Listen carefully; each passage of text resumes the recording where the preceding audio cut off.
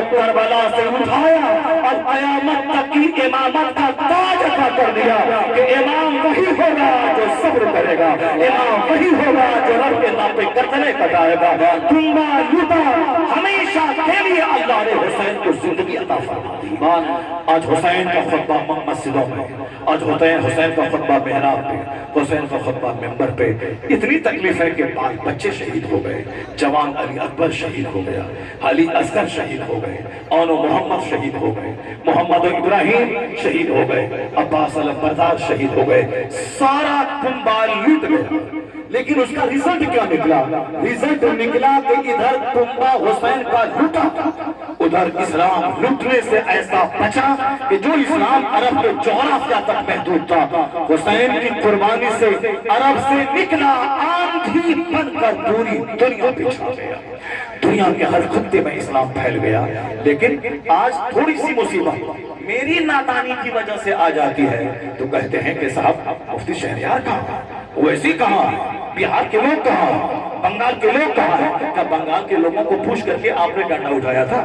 کیا بہار کے مسلمانوں کو پوچھ کر کے آپ نے ایسا کیا تھا؟ اور جب نہیں کیا تھا، اللہ کے لیے کیا تھا، تو پھر گھبراتے کیوں ہو؟ اللہ کو آواز دو۔ اگر دین کی راہوں میں ایک تماچا بھی کھا لیا، اگر دین کی راہوں میں 10 دن جیل اگر رہ گئے، اگر دین کی خدمت کرتے ہوئے اگر زخمی ہو گئے، تو یاد رکھ دین کی باتیں بول کر مالا پہنا اور جس دن حسین اپنے خطبہ میں خون میں لت پت جنت کی طرف جائیں گے، اگر تم نے کہا حضور آپ حق بولے گردن کٹی، آپ کا کنبہ کٹا، میں بھی حق کی خاطر گھر سے باہر نکلا تھا، ڈنڈا کھایا، جیل میں 5 مہینے رہا، ہم بھی حق کی خاطر میرے گھر پہ بلڈوزر چلا، میری پراپرٹی گئی، میں بھی مصیبت سہا۔ اگر حسین نے مسکراتے ہوئے اشارہ کر دیا کہ آؤ تو بھی میرے ساتھ، 80 برس کا نفل سجدہ وہاں نہیں لے جائے گا جب حسین کا ایک اشارہ لے کے چلا گیا۔ نعرہ تکبیر، نعرہ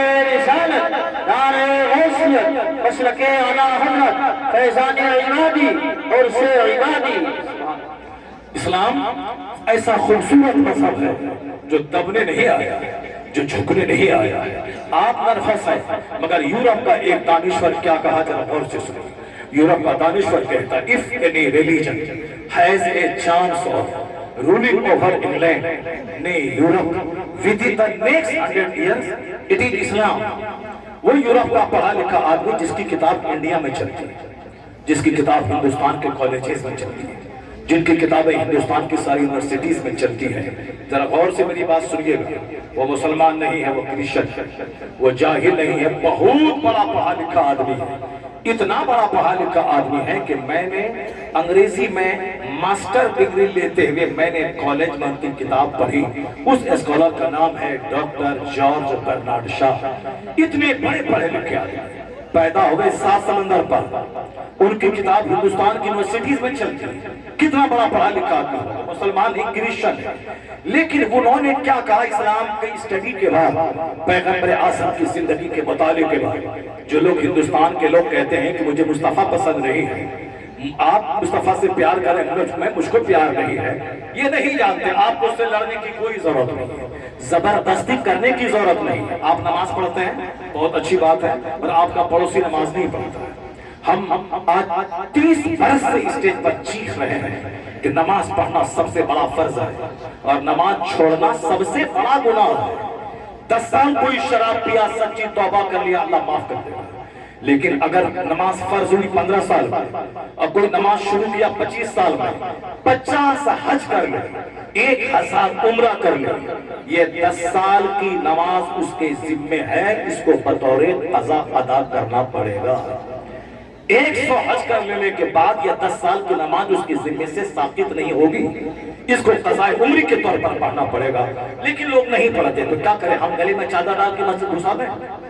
ہم گلے میں چادر ڈال اس کو مسجد میں لے جائیں؟ جو آدمی اسٹیج پر بیٹھتے ہیں، وہ تقریر سنتے ہیں، اس کے باوجود اگر وہ نماز نہیں پڑھتے ہیں تو آپ کیا کر سکتے ہیں؟ جو آدمی مدرسے میں 5 سال پڑھے اس کے باوجود نماز نہ پڑھے تو آپ کیا کر سکتے ہیں؟ جو آدمی چہرے پہ داڑھی، سر پہ ٹوپی رکھ کر 50 سال سے تقریر سن رہے ہیں، اگر وہ نمازی نہیں بنے تو آپ کیا کر سکتے ہیں؟ اس کے لیے آپ دعا ہی کر سکتے ہیں، نہ کہ گلے میں چادر ڈال کے کھینچ کے مسجد لے جا سکتے ہیں۔ یہ کام کسی نبی پہ فرض نہیں تھا، اور یہ کام کسی نبی کے نائب پر بھی فرض نہیں ہے۔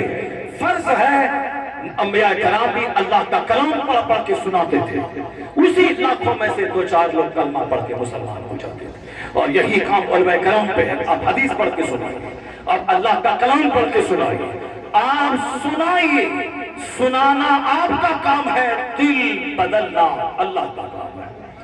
دل بدلنا اللہ کا کام ہے، آپ کا کام ہے سناتے رہنا، آپ کا کام ہے پڑھاتے رہنا، آپ کا کام ہے بولتے رہنا۔ ذرا سنیے، آپ ہمارے بچے جو علم حاصل نہیں کر رہے ہیں، ہمارے بچے جو دین نہیں سیکھ رہے ہیں، ہمارے بچے جو موبائل چلا کر کے اس میں صرف گانے سنتے ہیں، موبائل چلا کر کے گانے سے فرصت ملی تو بس نعت سنتے ہیں، تقریر نہیں سنتے ہیں، تاکہ دل اس کا بدلے، سینہ بدلے، نمازی بنے، سچا پکا وفادار مصطفیٰ کا غلام بنے۔ ایک دن جلوس نکال لینا یہ آسان ہے، ایک دن لنگر کھا لینا آسان ہے، ایک دن عرس کرنا آسان ہے، مگر غوث اعظم کی طرح 40 برس تک عشاء کی وضو سے فجر پڑھنا یہ مشکل کام ہے۔ تو جلوس میں بھیڑ کیوں ہے؟ جو کہ ایک دن لگاتا ہے۔ لنگر میں بھیڑ کیوں ہے؟ کہ وہاں کھانے کی بات ہے۔ عرس میں بھیڑ کیوں ہے؟ چونکہ وہاں 1 کروڑ کی مراد مانگنے کی بات ہے، چاہے پوری ہو چاہے نہ ہو، گئے 10 روپے کی سرفی لے کر کے گئے، 1 کروڑ کی مراد مانگ کے وہاں چلے آئے۔ اسی لیے عرس میں بھیڑ ہے، مسجد میں بھیڑ نہیں ہے۔ جلوس میں بھیڑ ہے مگر مسجد میں بھیڑ نہیں ہے۔